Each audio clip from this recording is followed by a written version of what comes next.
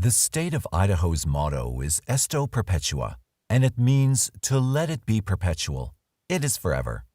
It seems like a fitting motto for a state that was pretty much established by the Jesuits in the early 1840s, and gives pause for one to wonder what its motto might have been had it been founded by another group. Nowadays, Ohio's family and religious values are heavily influenced by the Mormons, also known as the Church of Jesus Christ of Latter-day Saints. Nonetheless, Idaho is as unusual in its diversity as it is in its natural beauty, with a topography that consists of many mountains that reach elevations of 8,000 feet and areas like that of Hell's Canyon, where the terrain plummets to 1,500 feet. Idaho's scenery is often breathtaking, and recreational opportunities such as world-class skiing, kayaking, hiking, backpacking, fishing, whitewater rafting, snowmobiling, and snowboarding, to name a few, abound. Liberty and freedom are very important to the citizens of Idaho, resulting in part in the state's lawmakers being historically known for writing laws that rarely infringe on individual or property rights. It's also common for residents to own firearms. When all is said and done, it doesn't make much sense that a convicted minor-attracted individual would make a conscious decision to travel hundreds of miles from the Midwest to a state where his past deeds were not likely to be readily accepted, a region whose conservative residents were not likely to throw out the welcome mat and allow him to assimilate into their society. But that is exactly what sex criminal Joseph Edward Duncan III had done. And, in the process, his alleged criminal actions would literally shock and horrify the state, stun the nation, and ultimately destroy a family. As best as police have been able to determine, Joseph Edward Duncan III, 42 years old, fled Becker County, Minnesota almost immediately after someone posted his $15,000 bond following an April 5, 2005 court hearing, where he'd been charged with forcing a 6-year-old boy and for attempting to force the boy's friend as well. After being released from custody, he apparently began making his travel plans. He stopped by a Walmart and purchased night vision goggles and a video camcorder. At some point, he also obtained a shotgun, shells, and a claw hammer. 10 days later, on April 15, 2005, he rented a 2005 red Jeep Grand Cherokee in St. Paul, Minnesota. However, he never returned the vehicle at the termination of the rental agreement, and the Jeep was eventually reported to police as a stolen vehicle on May 4, 2005. Police would later learn that between the time the Jeep was rented and reported stolen, Duncan had traveled through parts of Missouri and had gone as far south as Newton County, located in the far southwestern corner of the state, in an area that borders Kansas, Oklahoma, and Arkansas. It was there, on April 27, 2005, a little more than a week before the vehicle would be reported stolen to police in Minnesota, that he allegedly stole a set of license plates off of a vehicle and placed them on the Jeep that he was driving. It would later become clear to the police that he was fully capable of carefully planning his every move, as most sexual predators are, and had done so in this instance by disguising the vehicle that he was driving even before it had become necessary to do so. It must have been shortly after he had stolen the license plates in Missouri that he had decided to go to Idaho. Satisfied that he had given the authorities the slip, it's believed that Duncan headed north again, the exact route of which he had taken being unknown, until he connected up with Interstate 90 at some point, most likely either in South Dakota or Wyoming, and headed west toward Idaho. While it's not precisely known when Duncan arrived in Idaho, it was while he was en route to that state that an arrest warrant was issued for him in Fargo, North Dakota, for failing to properly follow the conditions of his April 5th release and for missing a subsequent court date. No one apparently paid any mind to the sex offender driving the stolen Jeep with the stolen Missouri plates as he made his way west. But then, why would anyone? He was being careful in his cold and calculated planning, and had given little reason for anyone to pay any attention to him. Duncan arrived in Kootenai County, Idaho, sometime during the second week in May. Precisely why he stopped in the Wolf Lodge area, located about 8 miles east of Coeur d'Alene and just off Interstate 90, is not known. Perhaps he had stopped there to grab a bite to eat, or merely to rest for a while. At some point, however, he ended up on Frontage Road and drove past the small white cinder block and frame house with green trim, the lower portion of which appeared to have been coated with stucco, giving it a smooth appearance. where the Groene and Mackenzie family lived. The house, somewhat secluded and surrounded by trees, brush, and low-lying hills, made an easy target for someone bent on wrongdoing. Duncan likely saw his next victims, Shasta Groene, 8, and her brother Dylan, 9, playing outside the house in the unseasonably warm May weather as he drove past. Shasta and Dylan's mother, Brenda K. Groene, 40, came and went, as did Brenda's boyfriend, Mark Mackenzie, 37, and Shasta and Dylan's older brother, Slade, 13, throughout the weekend of May 13th to 15th, before Duncan's arrival there. It was the type of community where parents were not afraid to leave their children alone. It was the type of seemingly safe community where children played outside without parental supervision all the time, rode their bikes wherever they wanted, and built forts in the woods. Generally, kids there simply did all of the things that kids would normally do where they felt safe. But that was about to change. The Groene Mackenzie home was sometimes visited by strangers whose vehicles broke down on the freeway. Their home was the first house anyone looking for help would see after getting off the freeway and onto Frontage Road. And, according to later witness reports, the family was always happy to help a stranger in need. After having his interest heightened by the sight of the young children frolicking outside in the yard in what had been their safe surroundings, or walking or riding their bikes along Frontage Road, and occasionally motioning to passing truckers to honk their air horns of their semis, it is believed that Duncan reconnoitered the area for at least a day or two until he found the perfect vantage point where he could watch the kids and their family from a distance without being easily seen, using his night vision apparatus during the nighttime.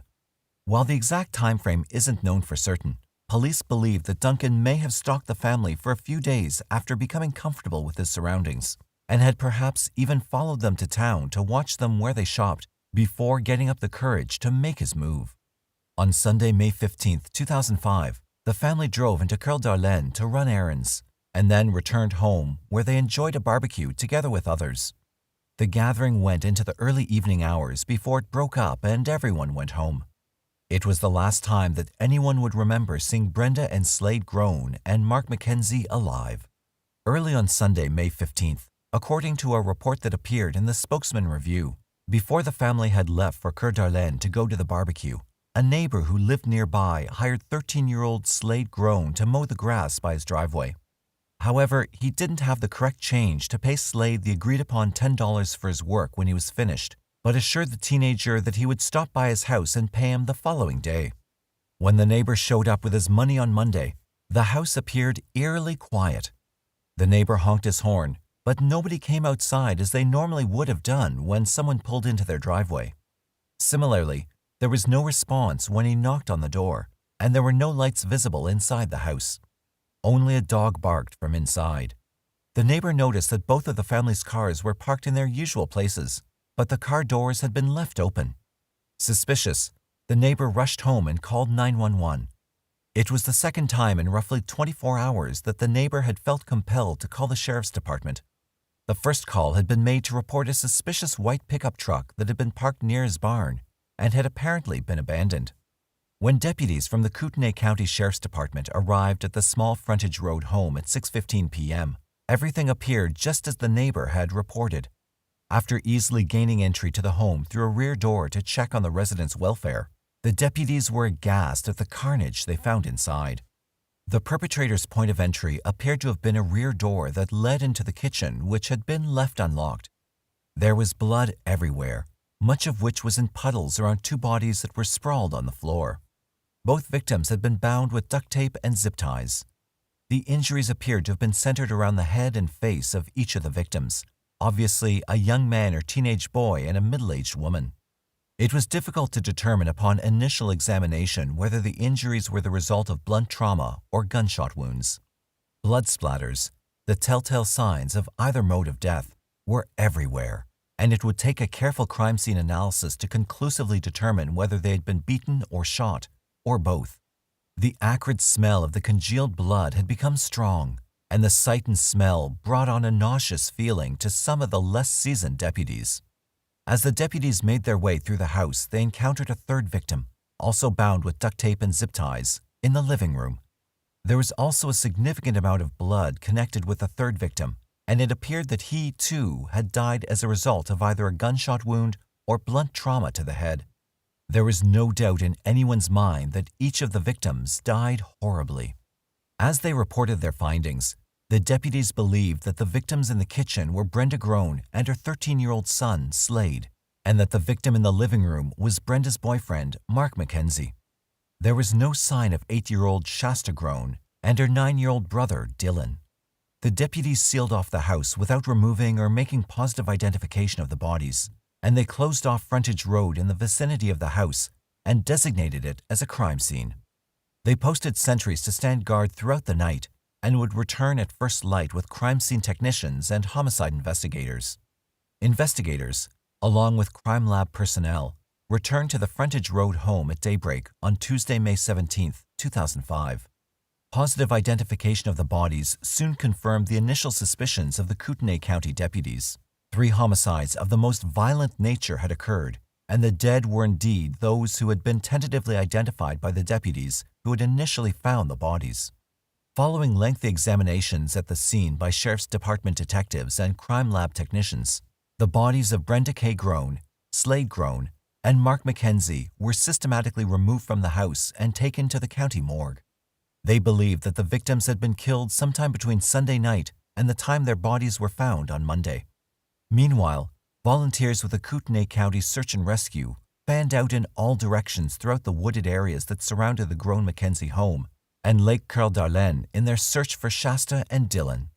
Some searched on foot, others on horseback or all-terrain vehicles, and some used tracking dogs as well as dogs that had been specially trained to sniff out corpses as they traversed the woods and back roads throughout the area. A helicopter also searched from the air, and Idaho State Police, the ISP, as well as the Coeur d'Alene office of the FBI joined the search effort and canvassed the area, showing Shasta and Dylan's photos to area residents in the hopes that someone had seen them. An Amber Alert was issued nationwide for the 2 children. The Amber Alert described Dylan as 4 feet tall, 60 pounds, blue eyes, and blonde crew-cut hair.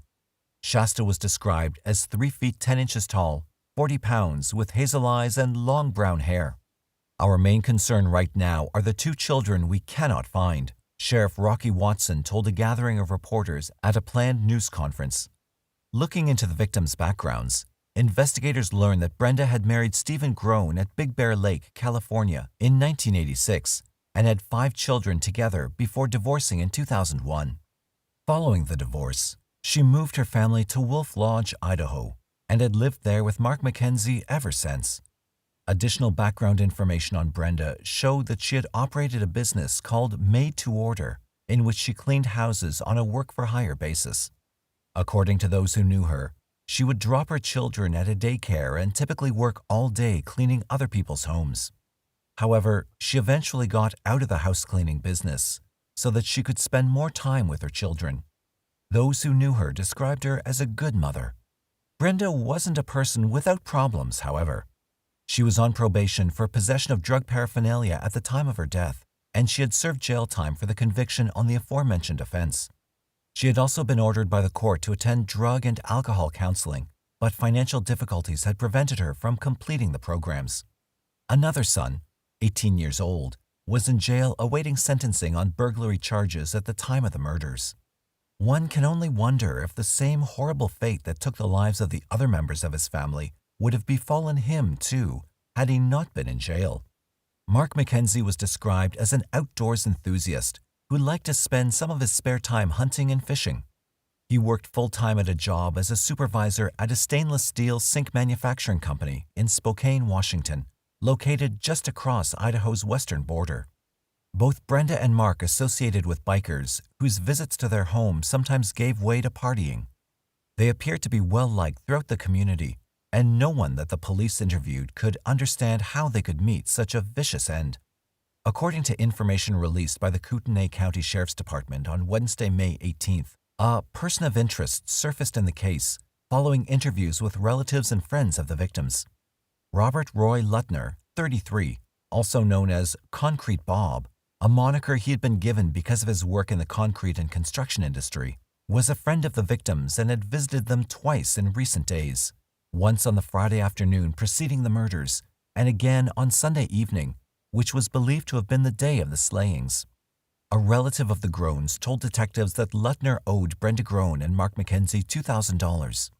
However, the relative told the investigators that no one in the family had indicated that there might have been any trouble between them and Lutner, and there was no indication that he was being pressured to repay the money, even though the family needed it.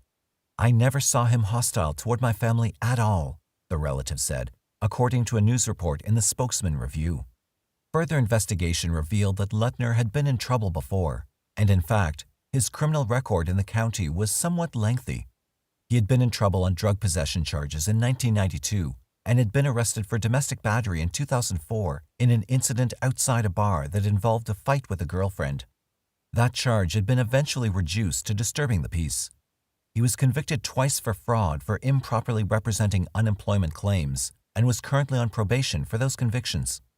Lutner, at 6 foot 3 inches and weighing in at 230 pounds, was someone the cops definitely wanted to talk with. However, they had to find him first. He was seen at a bar in the area on Sunday afternoon, which would have been prior to being seen at Groene and Mackenzie's home.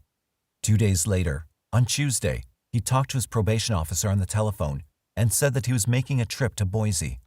By that time, he had heard about the murders and was crying while talking to a family friend of the victims, but the authorities were not yet looking for him as a person of interest in the case. That all changed, however, in a matter of hours after investigators pieced together the sequence of events that had placed Lutner at the Groene-Mackenzie residence before the murders. The next day, Wednesday, May 18th, Lutner learned that the investigators were looking for him, and he turned himself in to the sheriff's deputies at Coeur. He was interviewed over the next several hours and denied having anything to do with the murders. He took a polygraph and passed it with flying colors, and was subsequently dropped as a person of interest in the case, leaving investigators back at square one. After the Kootenai County Sheriff's Department established 2 phone lines for citizen tips about the brutal slayings and child disappearances, more than 150 calls were logged within the first 12 hours. Volunteers had come forward to answer the phones in the department's Emergency Operations Center, located in the basement of the Sheriff's Department headquarters building. 6 volunteers were on the phones around the clock, taking calls from concerned citizens, friends of the family, and an occasional psychic trying to help with a thoughtful lead about where Shasta and Dylan might be found. Some of the tips came from parents whose children had known Shasta and Dylan, and they provided outdoor locations where they had sometimes gone to play. However, none of the tips led anywhere immediately, or provided any information that might shed some light on why such a terrible thing had occurred in their peaceful county. Search dogs occasionally picked up Shasta's and Dylan's scent at various locations over a wide area of hills and lakefront acreage, and near area ponds and streams which were searched with the aid of diving teams, to no avail. There simply was no sign of the children. "We don't know if they're injured," Captain Ben Wolfinger told a reporter for the Spokesman Review. "We don't know if they're hiding out, if they're so scared that they're afraid to come out. We want to search every nook and cranny." Although the most viable leads were continuously passed on to the makeshift command post, consisting of a white trailer stationed near the crime scene, none of them panned out. As one day followed another, additional investigators from the FBI, as well as from other local agencies, joined in the murder investigation and the search for the missing children. The FBI also offered $100,000 in reward money for information leading to the safe return of the children and the capture of the person who abducted them. The case had quickly become the largest criminal investigation in Kootenai County's history. Even though he was looked at initially as a possible suspect, as husbands always are in any homicide investigation where a spouse or ex-spouse has met a violent end, Steve Groene, Brenda's ex-husband and Shasta's and Dylan's biological father, was quickly ruled out as a suspect in both the murder investigation as well as the missing children investigation. "Is he emotional already?" Wolfinger asked, as reported by the Spokesman Review. "Yeah." "Is he stressed?" "Yeah." "Is he beside himself with grief?" "Yeah." However, there is no evidence to substantiate Steve Groene as a suspect or a person of interest. Steve Groene, accompanied by relatives and friends, made an emotional plea for the safe return of his children on national television on Thursday, May 19th. "Please, please release my children safely," Groene said quietly, his voice hoarse from a lot of crying. They had nothing to do with any of this. Release them in a safe area where law enforcement can find them. Call the helpline. Let them know where they can be found. 2 days later, America's Most Wanted ran a segment on its Saturday night, May 21st telecast, which resulted in 19 tips being called in to the Sheriff's Department shortly after the program aired. However, none of the tips provided much hope to the investigators that they would find the children anytime soon. The same day that Steve Groene had made his televised plea for the safe return of his children, Sheriff's Department investigators in the Kootenai County Coroner's Office released details of the official cause of death of the murder victims. According to the coroner's report, all 3 victims died from blunt trauma to the head. Each victim suffered skull fractures and contusions of the brain, and investigators believed that a claw hammer might have been the blunt instrument used on each of the bound victims. Following a toxicology analysis, tetrahydrocannabinol, also known as THC, the active ingredient in marijuana, was found in the blood of Brenda Groene and Mark McKenzie. Traces of methamphetamine were also found in their blood. Investigators claim that they still did not know whether the victims had been killed by one person acting alone or by more than one perpetrator. However, because each victim had been bound, they theorized that it might have taken more than one person to subdue the victims and carry out the crimes. Meanwhile, a tip was phoned in by a sporting goods store owner in Bonners Ferry, Idaho, located about 70 miles north of Coeur. The store owner said that a man and 2 children, a young boy and a young girl, came into his store. The man had asked for directions to Libby, Montana, after which the 3 left in a white van with Washington license plates. The store owner said that the children fit the descriptions of Shasta and Dylan.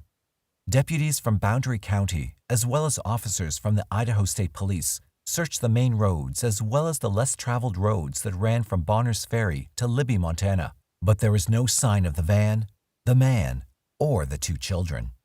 As the investigation continued, the cops were still no closer to determining a motive for the crime than they were to finding the children.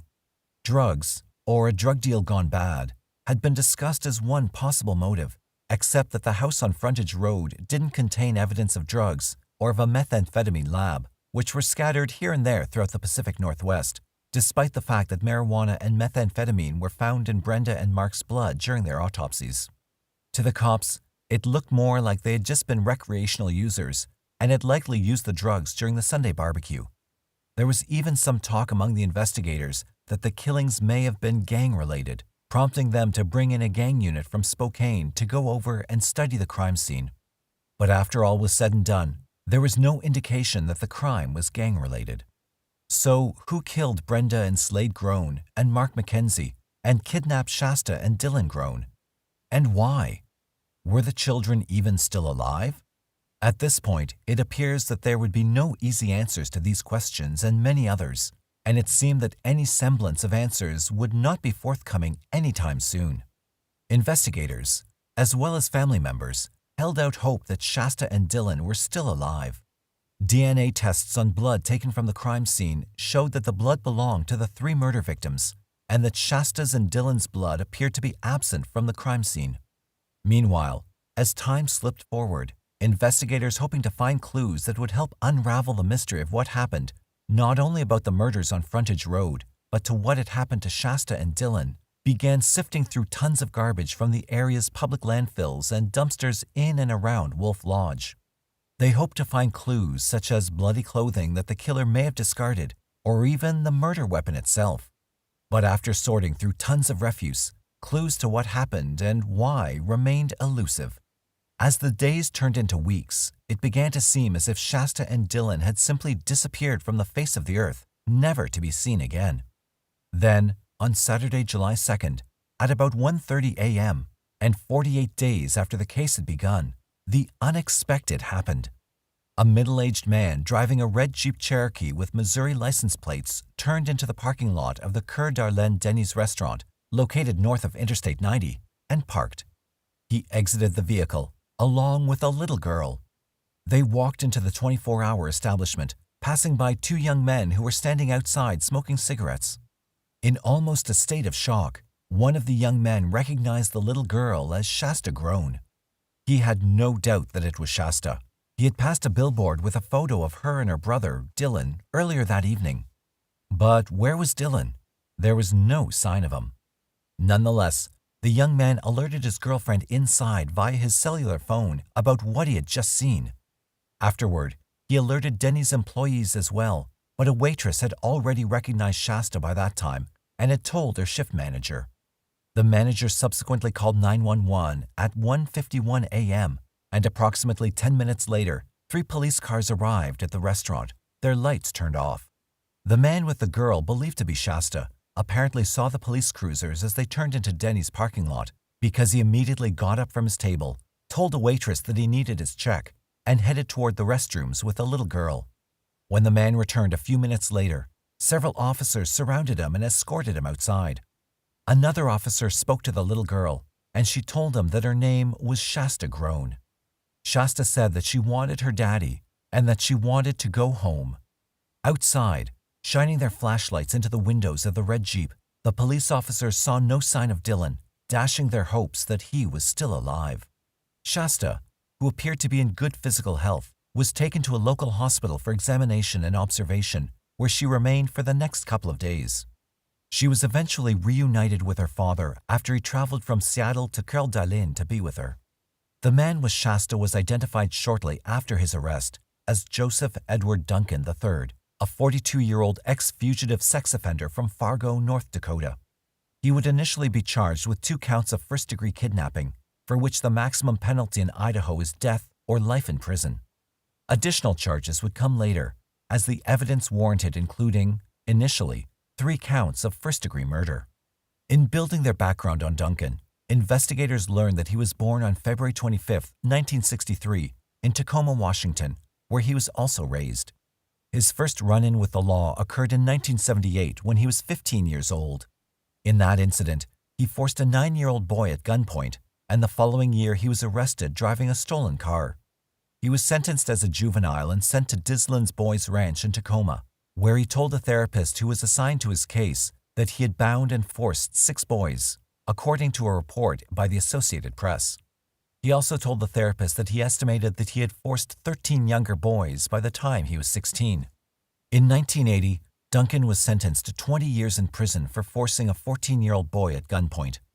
14 years later, he was paroled on the condition that he have no contact with minor children and was sent to a halfway house in Seattle so that he could eventually, hopefully, return to society as a productive citizen. It didn't appear that he was capable of going straight, however, and any hope of him returning to society as a normal citizen quickly vanished. He violated his parole in 1996 by using marijuana and getting caught, and for possession of a firearm. He was sent to jail for 30 days and then released. During that same time frame, in July 1996, Sammiejo White, 11, and Carmen Cubias, 9, half-sisters from Seattle, were last seen leaving a motel room near downtown where they had been staying.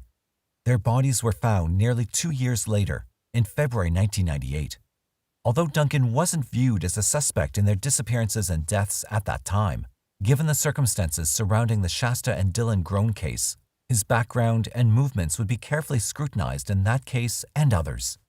Deborah Palmer, 7 years old, was last seen walking to school in Oak Harbor, Washington on March 26, 1997. Her body washed up on a beach 5 days later. Duncan would also be looked at in that case to determine whether he could be linked to Deborah's disappearance and death. Duncan, on March 31, 1997, the date that Deborah's body was found, stole his girlfriend's car and disappeared. While sitting in jail in Coeur d'Alene, Idaho, following his arrest in connection with the Wolf Lodge murders and child abductions, Duncan was quickly connected with the unsolved disappearance and death of 10-year-old Anthony Martinez of Beaumont, California, during an interview with FBI agents, according to Globe magazine.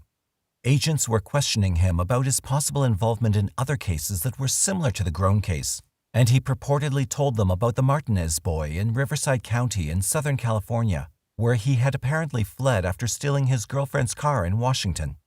He was visiting his father in Highland, California, only 22 miles from Beaumont, at the time Martinez disappeared. Anthony Martinez disappeared on April 4, 1997, while playing with his younger brother and several friends in an alley behind their home. A man apparently approached the boys and offered them money to help them find his lost cat. He first went after Anthony's brother, but that boy got away, Beaumont Police Lieutenant Mitch White told Globe magazine. He got Anthony. According to Anthony's brother, as related by Lieutenant White, the man threatened Anthony with a knife and forced him into a white 1986 Chrysler New Yorker sedan and drove away. Anthony's bound, naked body was found 15 days later, on April 19th, in a shallow grave. Duncan's partial right thumbprint found on duct tape from Anthony's body nearly 9 years later was determined to be Duncan's. A wanted poster that was circulated in Southern California at the time of Anthony's death depicted a suspect that bore a striking resemblance to Duncan. By August 27, 1997, Duncan had made his way to his half-sister's house in Kansas City, Missouri, where he was arrested for parole violations. He was returned to Washington and sent back to prison, but was released less than 3 years later. On July 21, 2000, Duncan moved to Fargo, North Dakota. Realizing that they were dealing with a probable serial killer, the cops found themselves wondering why Duncan had ever been released from prison. He was clearly an example of a habitual offender who had managed to slip through the cracks of the system. According to the details that Shasta recounted to Kootenai County Detective Dan Matos, contained in court records from a probable cause hearing held on Tuesday, July 5, 2005, Shasta was asleep in her bedroom the night that her family was killed. Her mother came into her room, woke her up, and led her into the living room where she first saw Duncan. According to court records, Duncan carried Shasta and her brother outside and placed them inside a pickup truck and drove them to a location where he had parked the red Jeep Cherokee. Then he placed the children inside the Jeep and drove them to a campsite deep in the forests of western Montana. Over the next several weeks, according to Shasta, he repeatedly forced both of the children. She told Matos that Duncan had acted alone. She also said that she had called Duncan Jet, a nickname of his own device, Joseph Edward III. According to a report in USA Today, Shasta recalled vividly the smallest details of the night that her family was killed and she and her brother abducted. Shasta told the investigators that Duncan wore dark gloves inside the house and carried a shoulder-style weapon, such as a shotgun. During a search of the stolen Jeep, investigators found dark gloves, a 12-gauge shotgun, and a red shotgun shell. She even recalled the brand name of the claw hammer that Duncan allegedly used to kill her family, a Fat Max. Although Shasta said that she and her brother had not witnessed the actual murders, she explained how Duncan had shown her and her brother the Fat Max hammer and how he told them that he had used it to kill her family. According to Kootenai County Sheriff's Detective Brat Maskell, investigators purchased a Fat Max brand hammer and were able to match the tool markings on it to the wounds on victims' skulls. Shasta also explained to the investigators how Duncan had said that he used the night vision goggles to watch the Groene Mackenzie home for 2 or 3 nights before the murders and abductions. Police also found night vision goggles in the stolen Jeep. Shasta also stated that Duncan had told her sordid details of how he had forced her brother. He had even tortured him, burning him with cigarettes. Based on Shasta's statements, investigators were able to locate the remote Montana campsite where Duncan had allegedly held Shasta and her brother captive. A short time later, authorities sadly announced that they believed that they had found Dylan's remains off a remote Forest Service road in Montana's Bitterroot Mountains. A week later, forensic DNA testing confirmed that the remains were indeed Dylan's. The authorities announced that he had been shot to death and that his body had been burned. It was also revealed by the Pacific Northwest Inlander, a free weekly magazine published in Spokane, Washington, that a video camcorder was recovered from the stolen Jeep. The camcorder contained a video of Duncan forcing Shasta and Dylan, as well as threatening to kill them. Shasta told investigators that Duncan had shown her some of the digital pictures. Prosecutors successfully argued that the video should not be copied for the defense out of fear that during the process they could fall into the wrong hands and get leaked to the public and make their way onto the internet. Prosecutors indicated that Duncan may also be charged with the production of minor-attracted people pornography, but it was not clear whether those charges, if they materialize, would be a result of the digital videos taken of himself, Shasta, and Dylan, or if those charges would be unrelated to the Groene case.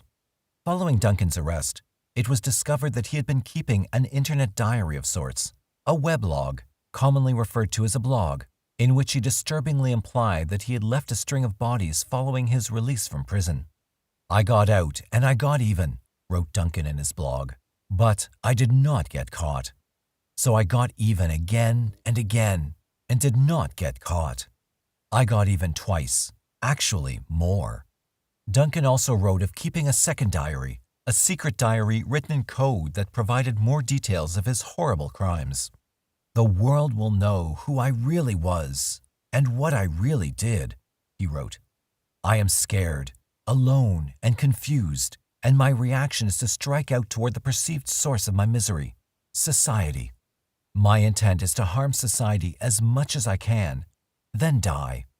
Duncan's writings were voluminous and could easily fill a book. He also had an affinity for dressing in drag, and at one point in his life, he posted a series of such photos of himself on the internet and labeled them Jazzy Jet as an example of how he apparently views himself.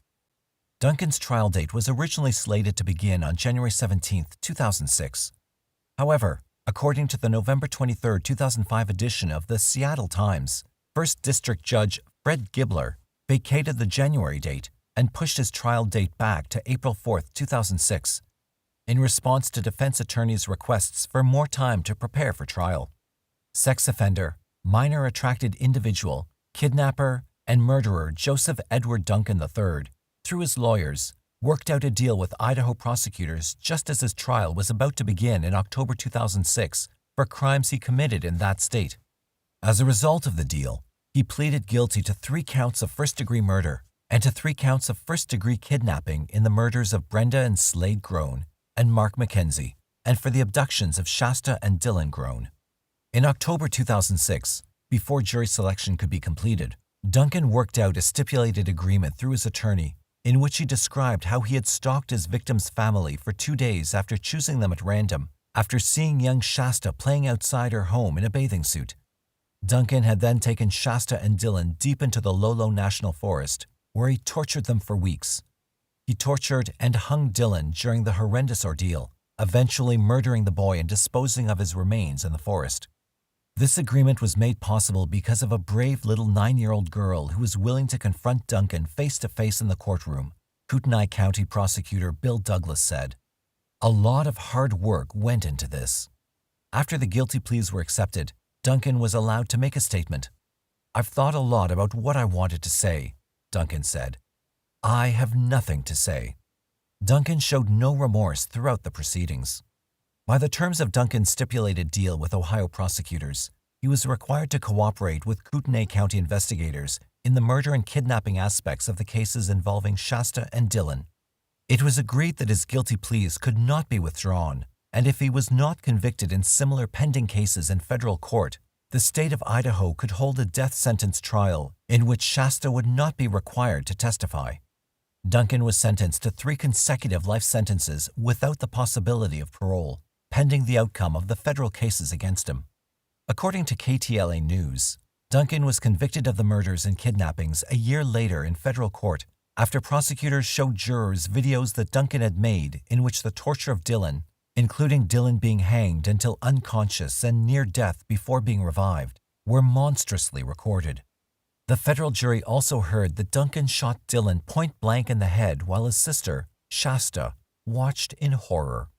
Duncan received 3 death sentences in federal court, as well as 9 life terms under varying charges for the murders of 4 members of the family and the kidnapping of Shasta and Dylan. Earlier, when Duncan had agreed to speak with FBI agents during the initial investigation, he had mentioned 10-year-old Anthony Martinez's name. Aware of the Martinez case and very interested, the FBI agents contacted Riverside County Sheriff Bob Doyle in California.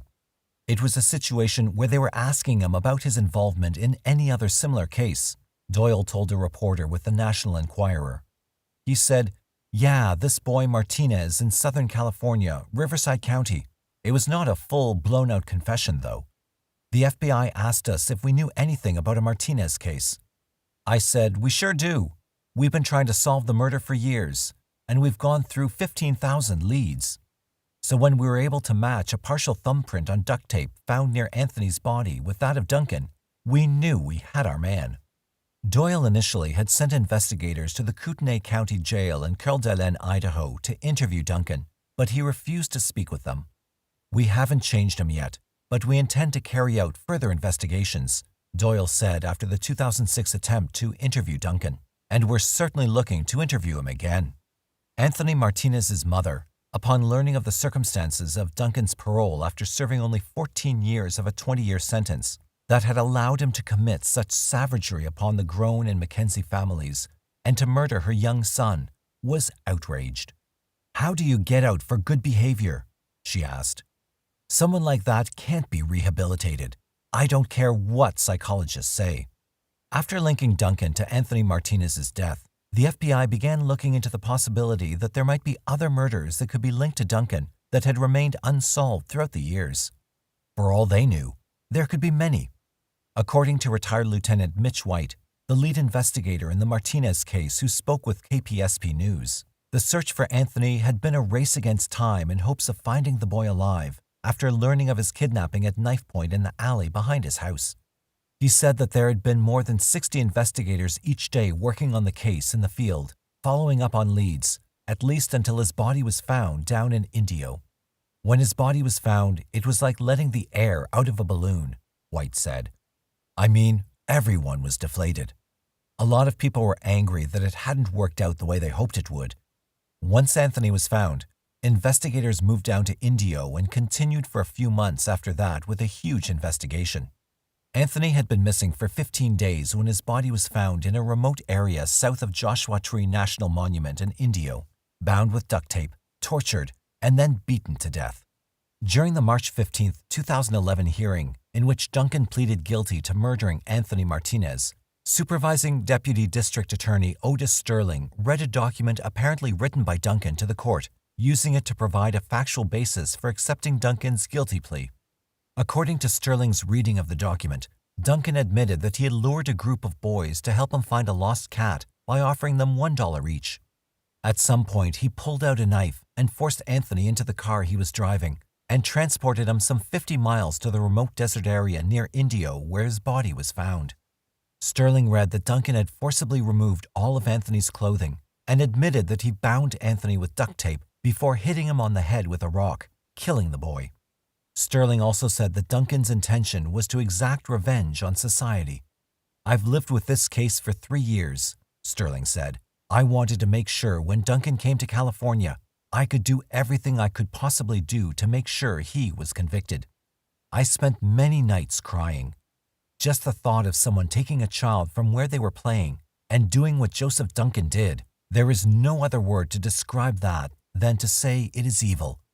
Probably evil in its purest form." At Duncan's sentencing hearing for the Anthony Martinez murder on April 4, 2011, Zellerbach said that he wouldn't have considered a deal with Duncan if Duncan had not already been sentenced to death in federal court. "As a prosecutor, I handled 50 murder cases and 35 death penalty cases," Zellerbach said. "I presided as a judge over 7 death cases and sentenced 5 people to death. I've sentenced some of the worst child killers, and Mr. Duncan ranks right up there in the top 3. Anthony's mother, Diana Reed, spoke at the hearing and said that she gave birth to Anthony when she was 16 and that she did not want Duncan to know the extent of the pain his actions had caused her and her family. "I was not going to allow him to steal that from me," Reed said. "I wasn't going to spend the rest of my life letting him know what he had done to us. I don't think he deserves to even know. He might have been able to take Tony physically. He would never be able to take away the love that we've had. He was like my buddy. He was always there. We kind of grew up together. I wanted so much for him. We're ready for a conclusion, ready for it to be done. It won't ever be closed, but it's over. And we can now, mourn Tony's death the way we should have in the beginning. When we buried him, we didn't know who did it, and the Riverside County Sheriff and Beaumont Police, they never forgot, and will be eternally grateful to all the departments involved." Reed said that she pities Duncan and that she views him as less than human. "I find it incomprehensible that someone who can be categorized as human, the same as I, could do the things he has done," she said, as reported by Fox News. "I don't consider him a person." Duncan sat quietly throughout the proceeding, his eyes closed much of the time. When his eyes were open, he stared mostly straight ahead and would not look at Reed or Anthony's father, Ernesto Martinez, or at any other family members and friends. He will endure for eternity pain and suffering that no humankind can comprehend, Martinez said of Duncan in an emotional statement to the court. I'm angry that instead of attending my son's college graduation, I'm spending the day at the sentencing for Tony's murderer. As a father, I would love nothing more than to carry out Joseph Duncan's execution with my own two hands. Following the sentencing hearing, Joseph Edward Duncan III, shackled in chains with his arms crossed in front of him, was sentenced by Judge Downing to 2 consecutive life prison terms without the possibility of parole in the Anthony Martinez case. I can say in my 31 years being involved in the criminal justice system, I've never met a more evil person than Joseph Duncan, Downing said. In addition to Duncan's 3 death sentences, the 2 life terms meted by Downing brought Duncan's total life sentences to 11. The sentence was, in part, the result of several special circumstance allegations, including kidnapping, torture, and having been convicted of prior murders being considered. It would be ridiculous to even attempt to think that in any way, shape, or form that he had any type of remorse, Anthony's mother said after the sentence was passed. Downing ordered Duncan removed from the courtroom and sent back to the maximum security federal prison in Terre Haute, Indiana, where he will eventually be executed. According to the plea deal in California, Duncan waived his right to appeal his conviction in that state and was ordered to pay $7,000 to Anthony's family to cover the costs of the child's funeral. The jurors who imposed the death penalty on Duncan were offered counseling for them to cope with the horrific evidence that they had to see during the trial. Part of the evidence viewed in court was a 33-minute video depicting a nude Duncan torturing, physically and verbally assaulting a nude and restrained boy identified as Dylan Groene. The video showed this abuse conducted in various interior areas of what appeared to be a dilapidated, single-level wooden shed or small cabin.